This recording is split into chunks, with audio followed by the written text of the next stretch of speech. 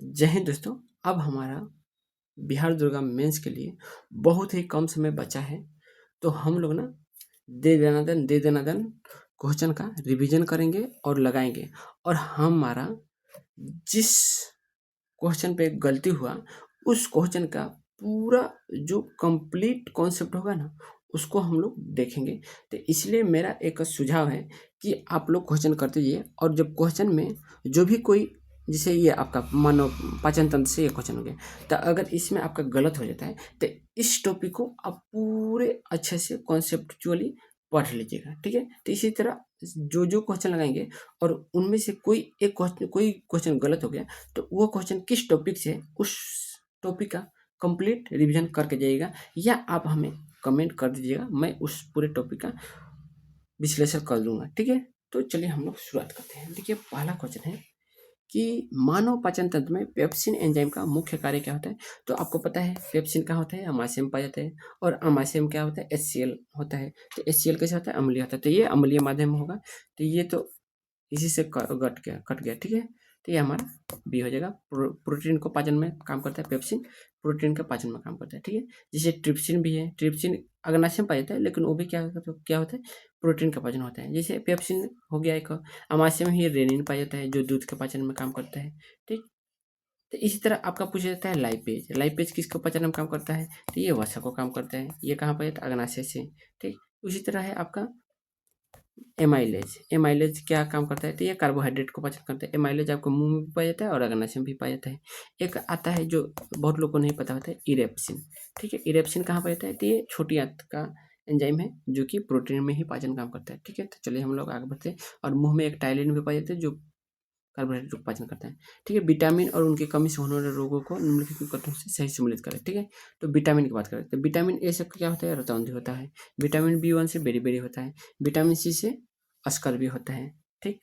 और vitamin D से क्या होता है, विटामिन डी से तो हमारा रिकेटस होता है, लेकिन यहाँ पे दिया है पेलाग्रा, वहीं पूछा है नहीं है, तो ये हमारा आंसर हो जाएगा, ठीक।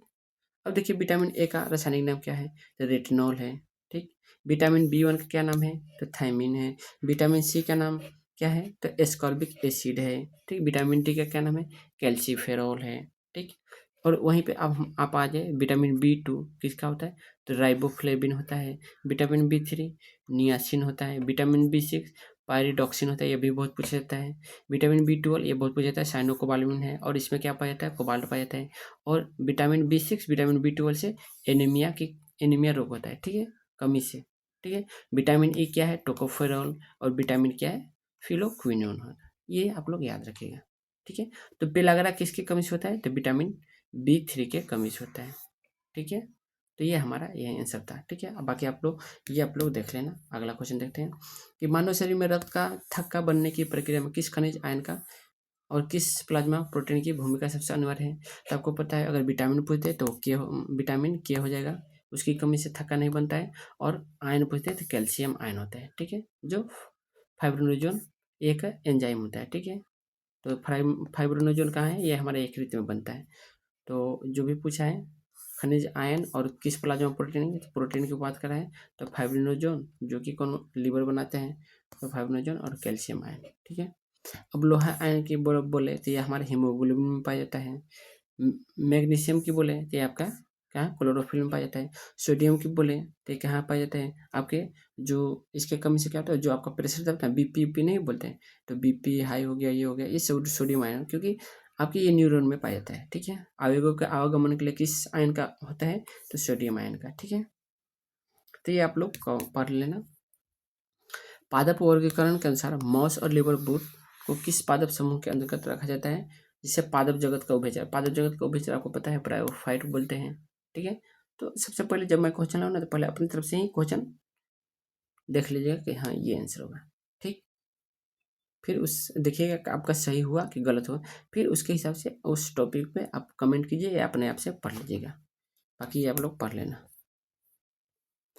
पारिस्थितिक तंत्र में ऊर्जा का प्रवाह हमेशा कैसा होता है, ये मैंने बहुत बार बोला है कि 10% ही होता है, और क्या होता है, एक दिशीय होता है। तो आपका बी आंसर हो जाएगा, ये आप लोग पढ़ लेना। ओजोन परत के क्षरण को रोकने के लिए किस वर्ष 1987 में हस्ताक्षरित अंतर्राष्ट्रीय संधि का नाम, और ओजोन की मोटाई किस किस से, तो ओजोन की मोटाई का डॉब्सन है और हस्ताक्षर आपको क्या है, मॉन्ट्रियल प्रोटोकॉल कब हुआ था, तो 16 सितंबर को मनाया जाता है। ठीक है, 16 सितंबर इसकी याद में मनाया जाता है। ठीक है ना, 16 सितंबर को ओजोन दिवस मनाया जाता है, तो ये भी बहुत पूछता है 16 सितंबर। ठीक है, और सबसे विशेष का पदार्थ क्या है, CFC, जो कि सबसे हानि पहुंचाता है। तो ये सब पढ़ लेना। और कहाँ पाया जाता है, समताप मंडल में ओजोन परत पाया जाता है।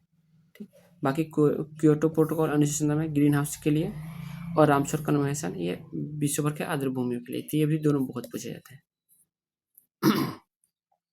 बोले भारत के भूगोल के संदर्भ में निम्नलिखित में से कौन सा दर्रा महान हिमालय में स्थित है और श्रीनगर को लेह से जोड़ता है। तो श्रीनगर को लेह से जो जिला जोड़ता है। ठीक है, और नाथुला की बात करें तो नाथुला किसको जोड़ते हैं, तो नाथुला पहले तो ये सिक्किम में पाया जाता है। ठीक, तो सिक्किम में कहाँ पे, तो ये भारत और चीन को जोड़ता है, यानी तिब्बत को।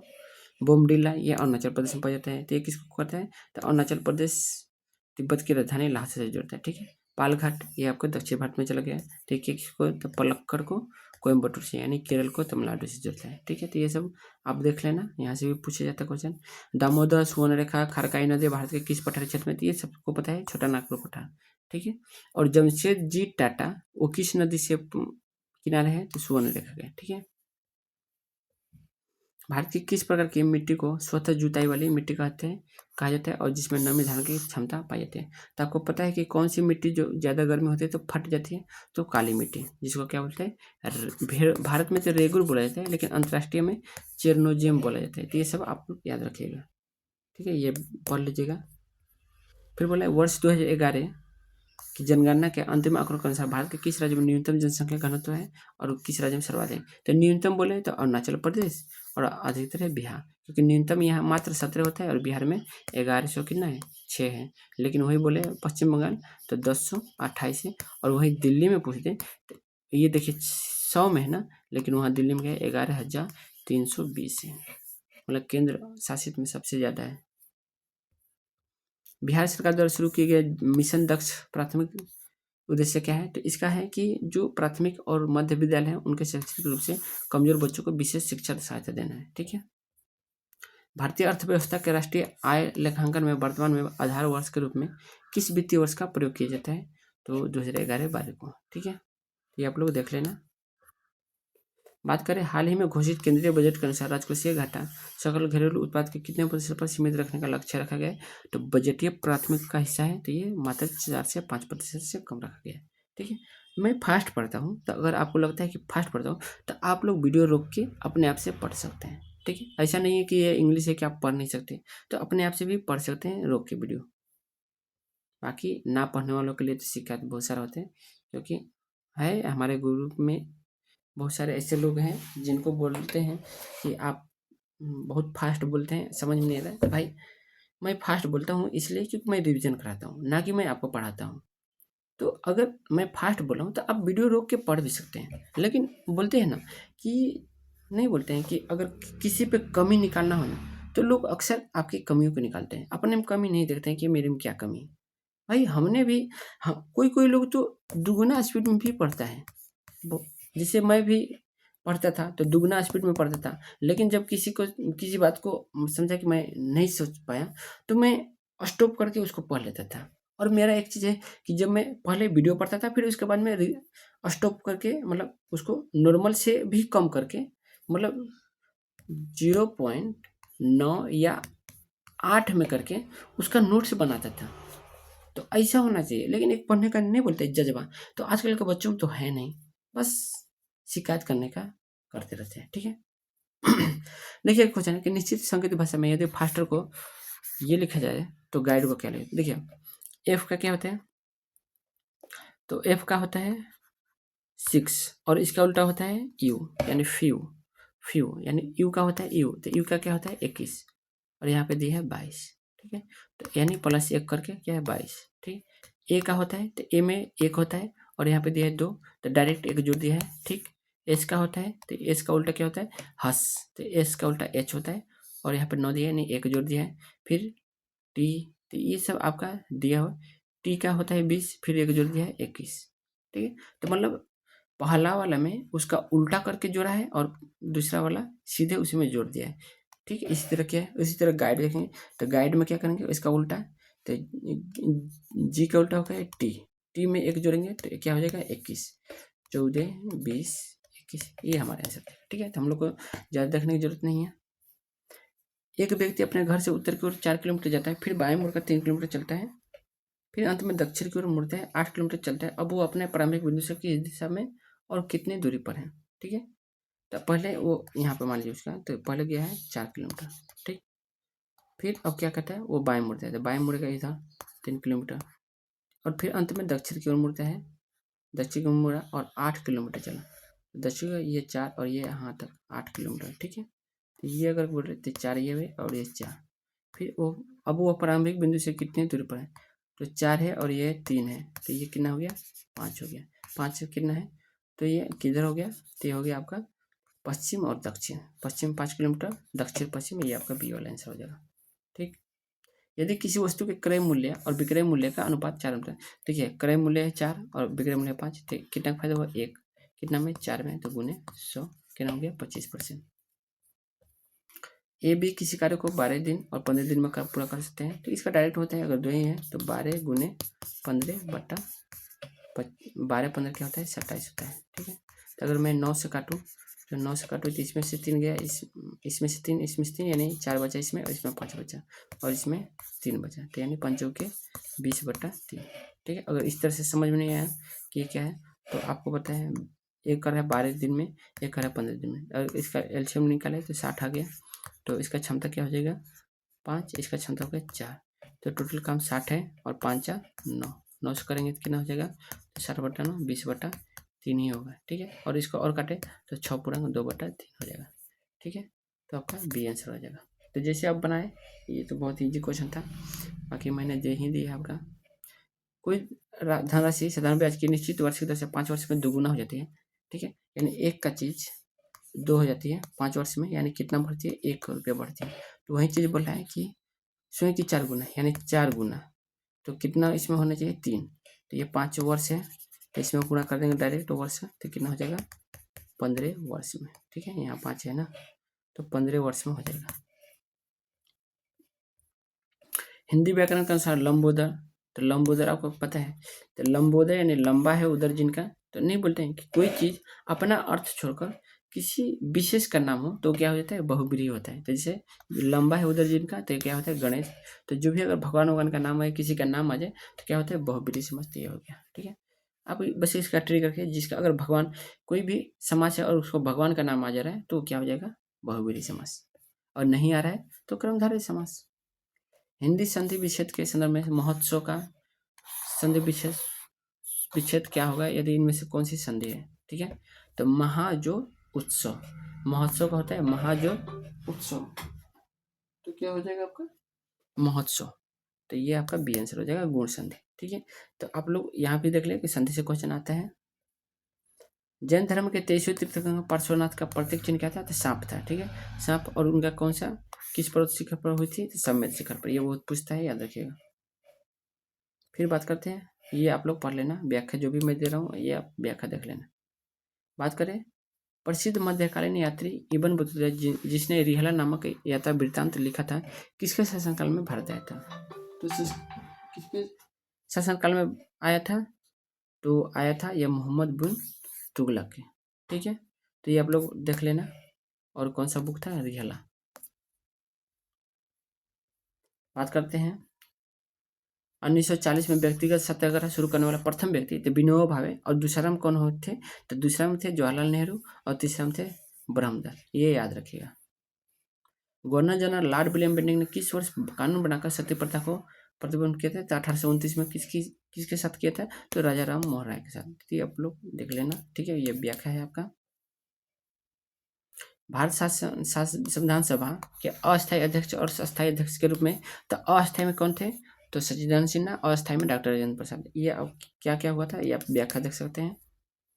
बात करते हैं भारतीय संविधान के किस भाग में संघ राज्य क्षेत्र के प्रशासन के बारे में, तो प्रशासन 8 में है। ठीक है, और 9 में क्या है, तो 9 में आपको पता होना चाहिए पंचायत से है, और 6 में राज्य सरकार के अनुच्छेद, राज्य सरकार का अनुच्छेद है, जैसे 152 से 237 तक। ठीक है, और 11 में क्या है, तो केंद्र और राज्यों के बीच विधायी और प्रशासनिक संबंधों को परिभाषित किया गया है। तो ये सब पढ़ सकते हैं। यदि भारत के राष्ट्रपति का पद खाली हो और उपराष्ट्रपति पति भी उपलब्ध न हो तो कौन कार्य करता है? तो भारत का मुख्य न्यायाधीश, ठीक है, सुप्रीम कोर्ट का। ये आप लोग पढ़ लेना।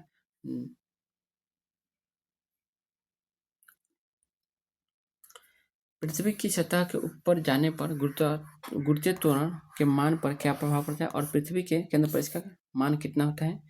तो सतह से पृथ्वी की सतह से ऊपर जाने पर गुरुत्वीय त्वरण के मान पर क्या प्रभाव होता है? तो देखिए, सतह से ऊपर जाने पर क्या होता है? घटता है। और केंद्र पर क्या होता है? पृथ्वी के केंद्र पर इसका मान क्या होता है? शून्य होता है, ये याद रखिएगा। और क्यों होता है ये आप लोग व्याख्या देख सकते हैं, ठीक है। जैसे ध्रुव एवं भूमध्य रेखा पर तो जी का मान ध्रुव पर अधिकतम और भूमध्य रेखा पर न्यूनतम होता है, ठीक है। और पृथ्वी के बिल्कुल केंद्र पर गुरुत्वीय त्वरण का मान पूर्णतः शून्य होता है, जिसके कारण किसी वस्तु का भार W बराबर mg भी शून्य होता है, यानी भार भी क्या होता है? शून्य होता है, ठीक है। बात करें ऊंचाई और गहराई क्या, तो पृथ्वी की सतह से ऊपर आकाश की ओर जाने पर तथा पृथ्वी की सतह नीचे गहराई के खाने पर जाने पर भी जी का मान क्या होता है? घटता है। यानी ऊपर जाए चाहे नीचे जाए क्या होता है? घटता है। और कितना मान होता है? 9.8 होता है जी का मान।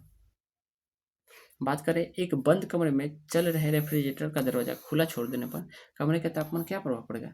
तो देखिए, आप लोग सोचेंगे कि रेफ्रिजरेटर ठंडा करता है तो रूम में छोड़ देंगे तो ठंडा होना चाहिए, जबकि नहीं, ऐसा क्या होता है? वो गर्म हो जाता है। और क्यों गर्म होता है? तो ये याद रखिएगा कि यदि भौतिकी के उष्मागतिकी के द्वितीय नियम की व्यवहारिक परिघटना है। जैसे रेफ्रिजरेटर एक ऐसा उपकरण है जो अपने अंदर के कैबिनेट से ऊष्मा को अवशोषित करके पीछे लगे कंडक्शनर और कंप्रेसर के माध्यम से बाहरी वातावरण में फेंकता है। जब फ्रिज का दरवाज़ा खुला छोड़ दिया जाता है तो पूरी तरह कमरे की हवा को ठंड करने की कोशिश में लगातार काम करता है। इस प्रक्रिया में फ्रिज का कंप्रेसर और मोटर अत्यधिक विद्युत हीट ऊर्जा की खपत करके बहुत ज़्यादा ऊष्मा उत्पन्न करते हैं और उसे कमरे में छोड़ते हैं। रेफ्रिजरेटर जितनी ऊष्मा कमरे से लेता है उससे कहीं अधिक ऊष्मा अपने कार्य प्रणाली के कारण में कमरे में वापस छोड़ देना है, परिणामस्वरूप कमरे का तापमान धीरे धीरे।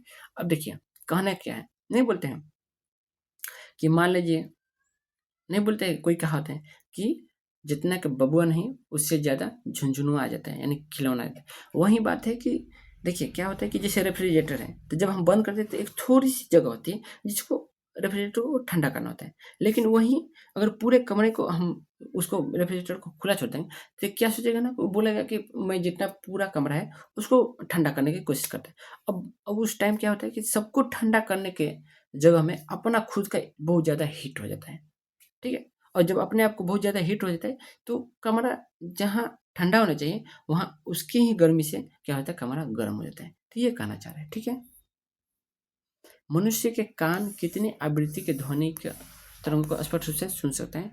तो श्रव्य तरंग की बात पूछा है तो 20,000 से 20,000 हर्ट्ज तक, ठीक है। बाकी इसकी व्याख्या देख लेना, तीनों का श्रव्य तरंग है, अश्रव्य तरंग है, परावैज्ञानिक पराश्रव्य तरंग है। ये सब मैंने बता रखा है तो आप लोग खुद से पढ़ लेना, ठीक है। बात करते हैं अगले की, कि लोहे में जंग लगना किस प्रकार का परिवर्तन है और इस प्रक्रिया में लोहे के वजन पर क्या प्रभाव है? तो देखिए, जंग लगना कौन सी अपक्रिया है? तो ये रासायनिक परिवर्तन है और वजन बढ़ जाता है। तो कैसे बढ़ता है तो आप लोग देख सकते हैं, ठीक है। मानव रक्त के पीएच का सामान्य मान कितना होता है और इसकी प्रकृति कैसी होती है? तो पीएच मान आपको 7.4 होता है और हल्की क्षारीय होती है, ठीक है। क्यों होता है ये आप लोग देख लेना। मछलियों के हृदय में कितने कक्ष होते हैं और पाए जाते हैं और उनके रक्त परिसंचरण की क्या विशेषता है? तो देखिए, 2 ही कक्ष पाए जाते हैं, ठीक है। और उसमें एक में शुद्ध होता है और एक में क्या होता है?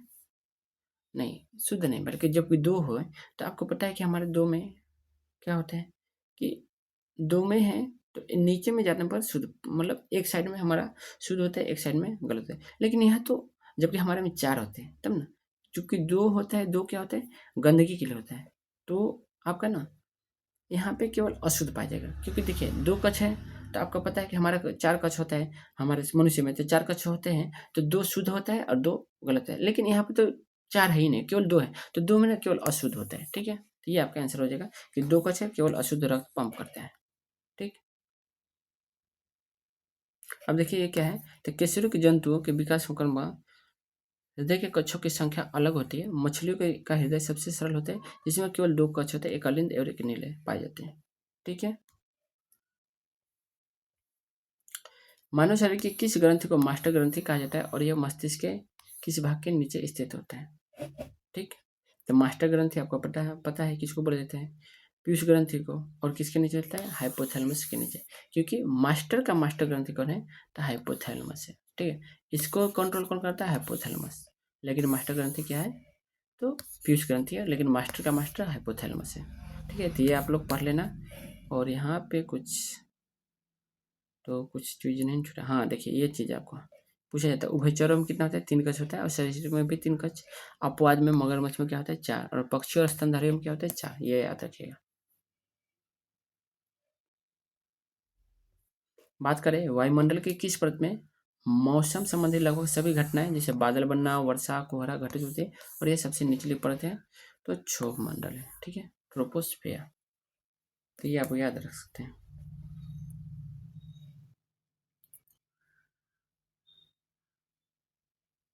भूमध्य रेखा के पास स्थित 5 डिग्री उत्तर और 5 डिग्री अक्षांश के मध्य कम दबाव वाले शांत क्षेत्र को भूगोल में किस नाम से जाना जाता है? तो आपको पता चाहिए, मैंने बताया भी है, डोल्ड्रम, ठीक है।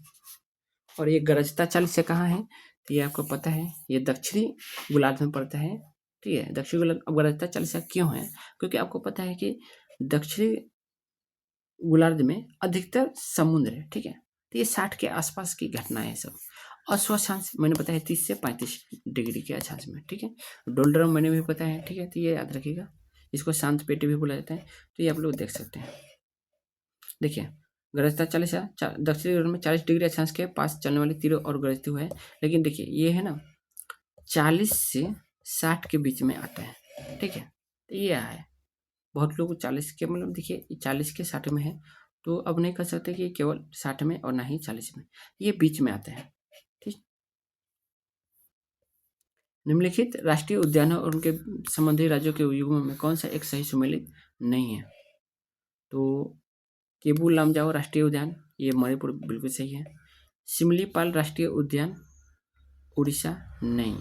ये सिमलीपाल क्या है? सिमलीपाल ये आपका कहाँ पे है? तो ये छत्तीसगढ़ में, ठीक है। और उड़ीसा में क्या है? भितरकनिका है, ठीक है। तो ये आप याद रख सकते हैं। सिमलीपाल नहीं भाई, सिमलीपाल सच में, ओहो, सिमलीपाल आपका उड़ीसा में है, ठीक है। भितरकनिका यहाँ पे, ये आपका उड़ीसा में है, तो ये असम गलत हो गया, ठीक है। तो आपका डी आंसर हो जाएगा। बांदीपुर कर्नाटक में है, बाकी आप लोग देख सकते हैं, ठीक है। अब आप लोग को ये देखना है कि छत्तीसगढ़ में क्या है, आप लोग को बताना है। भारत के किस राज्य में प्रसिद्ध यारलुंग संगपो नदी को दिहांग के नाम से प्रवेश मिलता है और बाद में यह ब्रह्मपुत्र कहलाती है? तो आपको पता है ये कहाँ है? अरुणाचल प्रदेश में, क्योंकि ये बहुत फेमस है, बहुत लोग पता है कि सांगपो बोले जाते हैं। और ये सांगपो कहाँ पे? तिब्बत में बोले जाते हैं, देख लेना। अन्य सहायक नदी दिबांग और लोहित भी है, ये भी बहुत बार पूछे जाते हैं। देखिए, वर्ष 2025-26 के नवीनतम राष्ट्रीय परिदृश्य के अनुसार किस अंतर्राष्ट्रीय सूचकांक में भारत का स्थान और प्रथम देश का युग्म सही सुमेलित है? तो कौन सा हो जाएगा? तो जलवायु परिवर्तन प्रदर्शन सूचकांक भारत से 10 देशों में शामिल है, तो ये आपका सही हो जाएगा, ठीक। आप लोग ये पढ़ लेना। बात करते हैं बिहार के किस जिले में राज्य का पहला सफारी पार्क और जू सफारी, ये आपको पता है, नालंदा में है, राजगीर, ये आप लोग देख लेना।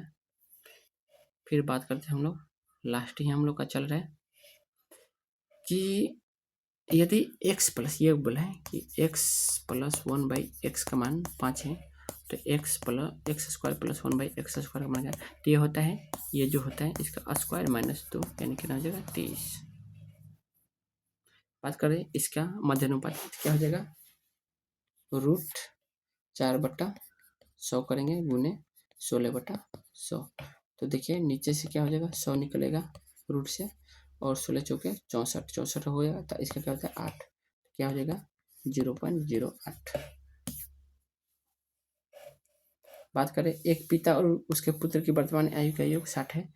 6 वर्ष पूर्व पिता की आयु पुत्र की आयु की 5 गुनी थी, तो 6 वर्ष पूर्व बोला है ना, तो 5 गुनी थी। पिता क्या था और पुत्र, तो पिता 5 था और पुत्र 1 हो जाएगा, ठीक है। तो टोटल हो जाएगा 6। 6 का मान क्या होगा? तो 60 है, 60, लेकिन 6 वर्ष बोला है ना, तो दोनों में 6 घटेगा, तो कितना घट जाएगा? 12 घटेगा, तो क्या हो जाएगा? 48, यानी 6 का मान 48 थे, 1 का मान क्या हो जाएगा? 8, जो कि पुत्र का ही पूछा है, तो ये 8 हो जाएगा। लेकिन बोला है 6 वर्ष बाद, तो अभी क्या मान है? 8, तो 6 वर्ष बाद 8 + 6 क्या हो जाएगा, 14 वर्ष। ठीक, एक समबाहु त्रिभुज की प्रत्येक भुजा कितनी होती है त्रिभुज का, तो क्या होता है, √3/4 भुजा स्क्वायर यानी ए स्क्वायर, तो क्या होता है √3/4 भुजा क्या है 6 × 6, तो काटेंगे तो क्या हो जाएगा 24 से 36 है तो 9 यानी 9√3। ठीक है, नीचे दिए वर्णों की श्रृंखला में अगला पद कौन सा होगा, तो हम लोग देख लेंगे। देखिए BCD यानी एक एक जोड़ा है, DF तो हम लोग लास्ट में देखते हैं। ठीक है, ये तो मिल जाता है। लास्ट में क्या है FI यानी 9 3 12, यहाँ पे 6 है, यहाँ पे 9 है और यहाँ पे 12 है। इसके बाद में क्या हो जाएगा 6 9 12 या 15 जाएगा। 15 में क्या होता है वो होता है, लास्ट में वो देखेंगे तो केवल इसका था। ठीक है, बौद्ध धर्म के महायान संप्रदाय का उदय किस बौद्ध संगति में हुआ था और यह किसके शासनकाल में आयोजित की गई थी, तो महायान और हीनयान कब बटा था, तो पता है चतुर्थ में। ठीक है, चतुर्थ किसका था, तो कनिष्क का था। ठीक है, आपका बी आंसर हो जाएगा, बल्कि ये पढ़ लेना।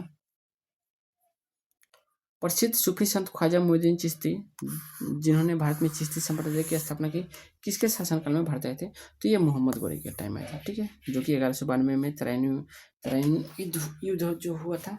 ठीक है, 91-92 में प्रथम हुआ था, 91 में, 92 में द्वितीय हुआ था। ठीक है, और जयचंद से लड़ाई हुई थी 1194 में।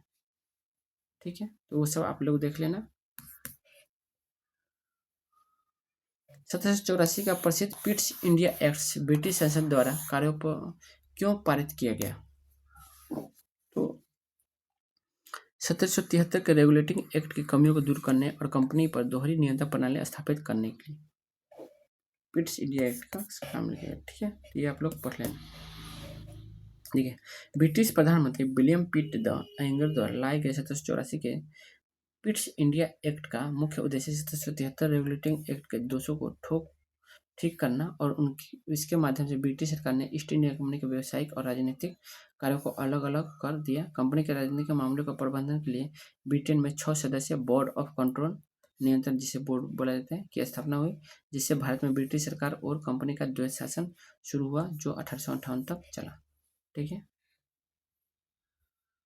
बात करते हैं सविनय अवज्ञा आंदोलन दौरान 1930 में महात्मा गांधी ने प्रसिद्ध दांडी मार्च की शुरुआत साबरमती आश्रम से किस तिथि को की थी, और नमक कानून कब दौरा था, तो शुरुआत तो मार्च में ही हुआ था। तो मार्च, ये 12 मार्च 1930 में और 6 अप्रैल को हुआ था नमक कानून। बाकी आप लोग पढ़ सकते हैं। ठीक है, कितने लोग थे, तो देखिए महात्मा गांधी जी ने ब्रिटिश सरकार के दमनकारी नमक कानून के खिलाफ 12 मार्च 1930 को अपने 78 चुने हुए अनुयायियों के साथ, पूछता है ये। ठीक है, अब अहमदाबाद के साबरमती आश्रम से ऐतिहासिक दांडी मार्च शुरू हुआ। यह यात्रा गुजरात के तटीय गांव दांडी तक 24 दिनों में लगा। 241 मील, कितना 241 मील किलोमीटर में 350 किलोमीटर की दूरी तय करने के 5 अप्रैल 1930 को समाप्त हुई। अगले दिन सुबह यानी 6 अप्रैल 1930 को गांधी जी ने समुद्र तट पर मुट्ठी भर नमक बनाकर कानून का उल्लंघन किया और यहीं से क्या हुआ, संपूर्ण देश में सविनय अवज्ञा आंदोलन की राष्ट्रव्यापी शुरुआत हुई। ठीक है, बात करते हैं भारतीय संविधान का कौन सा अनुच्छेद यह स्पष्ट करता है कि राज्य के नीति निर्देशक तत्व न्यायालय द्वारा परिवर्तनीय नहीं है, तो कौन अनुच्छेद 37। ठीक है, ये आप लोग पढ़ लेना। राज्यों के संदर्भ में निम्नलिखित में से कौन सा कथन पूर्णतः सत्य है, तो कौन सा है, तो यह एक अस्थायी सदन है, बिल्कुल सही है। जिससे कभी भंग नहीं किया जाता, बिल्कुल सही है। इसके सदनों का कार्यकाल 6 वर्ष होता है। तो ये ऐसे क्वेश्चन आते हैं। ठीक है, आप लोग पढ़ लेना। एक स्पष्ट गूंज या प्रतिध्वनि सुनने के लिए मूल ध्वनि और परावर्तित ध्वनि के बीच कम से कम कितना समय अंतराल होना अनिवार्य है, और परावर्तक सतह की न्यूनतम दूरी कितनी होनी चाहिए, तो कितना होना चाहिए 1/10। ठीक, और कितना दूरी 17.2 मीटर। ये आप लोग पढ़ लेना।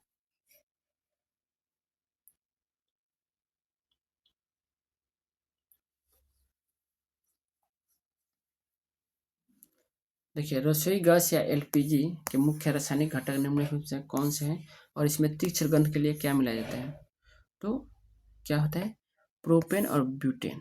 ठीक है, और इसमें क्या मिलाया जाता है एथिल मरकैप्टेन, जो कि क्या हो आपका जब गैस लीक होता है तो आपको पता चल जाता है, तो क्या होता है, एथिल मार्क का ऑब्टेन होता है। मानव शरीर में इंसुलिन हार्मोन का निर्माण किस अंग के लैंगरहैंस दुबकाओं के बीटा कोशिकाओं द्वारा होता है, तो अग्नाशय के। ठीक है, ये आप लोग सब पढ़ लेना।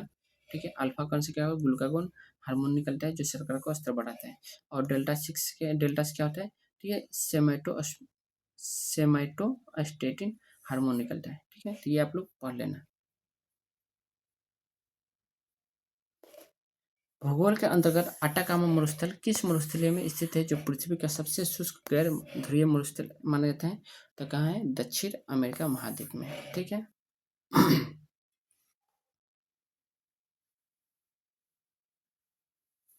ये आप लोग पढ़ लेना, यहाँ से आपका एग्जाम में क्वेश्चन आता है। लौह अयस्क के उत्पादन और भंडारण के संदर्भ में भारत के प्रमुख कुद्रेमुख खदानें किस राज्य में है। पहली बात, कुद्रेमुख किसका है, तो लौह का है।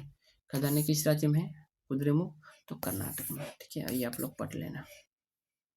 बात करें वर्ष 2026 के खेल परिदृश्य के अनुसार आईसीसी महिला क्रिकेट विश्व कप खिताब किस देश टीम ने जीता, तो ये आपका ऑस्ट्रेलिया ने जीता है। ये आप लोग पढ़ लेना।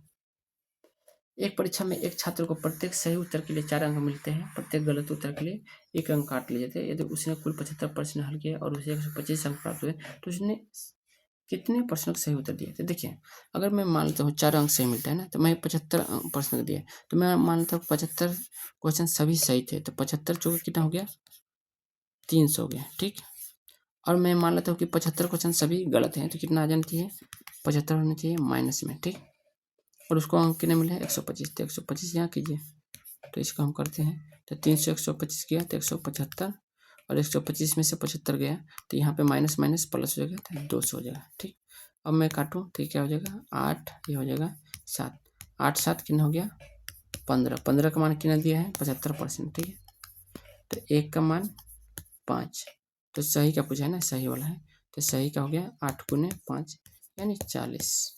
ठीक, यदि किसी वस्तु के 60% में 60 घटाने पर परिणाम 60 प्राप्त होता है, तो वह संख्या क्या है। तो देखिए, x का 60% पे 60 घटाने पर कितना है, 60 प्राप्त हुआ है, तो x का 60% कितना हुआ, ये जाकर उधर गया तो 120 हो जाएगा। तो अगर x का 60% 120 है, तो 100% बराबर क्या हो जाएगा, 120/60 गुने 100। ठीक है, ये 60 नीचे आ गया, तो 2 से काटे 200। दिए गए विकल्प से विषम शब्द चुने। तो ये कलेज क्या करते हैं, कविता में बढ़ई, फर्नीचर, दर्जी दर्जी तो कपड़ा करते हैं ना, दबरी सीता है ना, ये सुई थोड़ा बनाता है। ठीक है, गलत हो गया। ठीक, तो यही आपका आंसर होगा। तो चलिए, हम लोग का टोटल क्लास कंप्लीट हो गया है।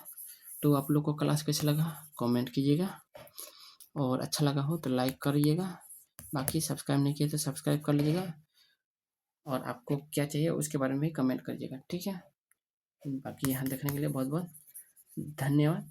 और इसके बाद में हम लोग साइंस का बहुत ही डेंजरस क्वेश्चन करने वाले हैं। ठीक है, डेंजर क्वेश्चन करेंगे, पूरे फिजिक्स केमिस्ट्री का और बायोलॉजी का भी करेंगे। तो ये आप लोग का क्वेश्चन कराएंगे यहाँ से अगला क्लास में, तो आप लोग कमेंट जरूर कीजिएगा। तो चलिए, आज के लिए बस इतना ही।